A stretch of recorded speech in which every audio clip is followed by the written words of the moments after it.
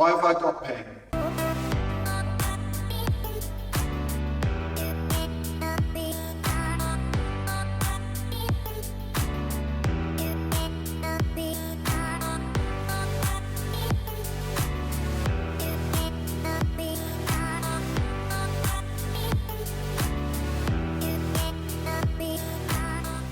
A lot of the time it's our lifestyles that cause our dysfunction, our pain, our injuries. And it's often over a long period of time, so there's not usually one episode that causes your pain, your injury and so forth. Sometimes there is, but oftentimes that's the straw that broke the camel's back. So it's stuff that's going on under the radar for a long period of time that you've been compensating for, you've been adapting, you've put up with some niggles and so forth, and they've not been, they've all been flying under the radar, you haven't taken much note of them. And then one day you do something that just tips you over the edge, and then you're in significant pain. Then you start to compensate even further and get pain elsewhere and so forth. And then it's a bit spiral then that, you've got that chronic pain. So it's not usually one event, or you might feel it's one event, but actually it's all the stuff that's gone before it. Everything we do on a daily basis is stress to the body, whether it's physical,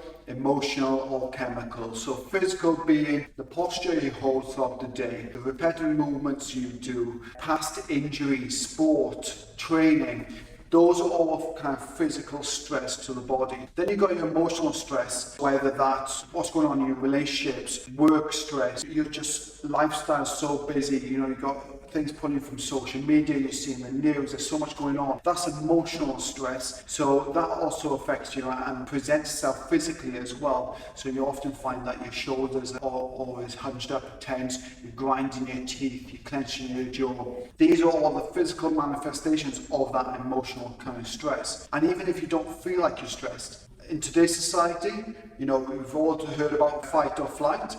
Well, we're always running on a little bit of a fight and flight response. We've always got that adrenaline going, because whereas we're not going to run into a tiger or a lion these days, and you need that quick burst of energy, your heart rate increases, muscle tension increases. Now you get that trickle of adrenaline throughout the day because of that constant bombardment of a kind of emotional stress and psychological stress that kind of goes under the radar. So you don't maybe feel stress because you've become accustomed to it, but that then presents itself physically as well. And then you've got your chemical stress, where that's the food and drink you put into your body, the supplements, alcohol, drugs, and medication and so forth. This is all chemical stress to the body. So your body can only withstand so much stress. It only has so much capacity to deal with it. So if you think of a glass of water, and that over the days, the weeks, the months, the years, that amount of water in that cup fills up and fills up and fills up. So that's all the different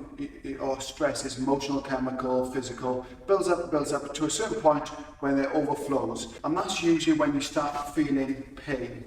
So pain tends to be the last thing to show up, and it tends to be the first thing that leaves as well.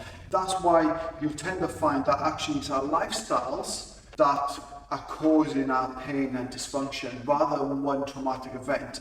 And it's that one traumatic event that's obviously tipped you over the edge. So oftentimes when people ask me what's caused my pain, I can't say it's one thing. Okay, I've looked at, you've done an assessment and you've got these different things going on. These are probably causing a lot of your pain, your dysfunction and your compensation patterns. But actually it's your lifestyle then that's caused these changes, which then has led on to your pain because you haven't addressed it. So, for example, eating the right foods, drinking the right amount of water, getting the right amount of sleep, de-stressing, mental health, but also then training correctly, often enough but not too often, moving throughout the day, not spending too much time in one posture, not doing repetitive movements throughout the day, and obviously working on your weaknesses and areas of your body that need that little extra attention. So unless you do all those different things, these stresses build up until your body can't take it anymore,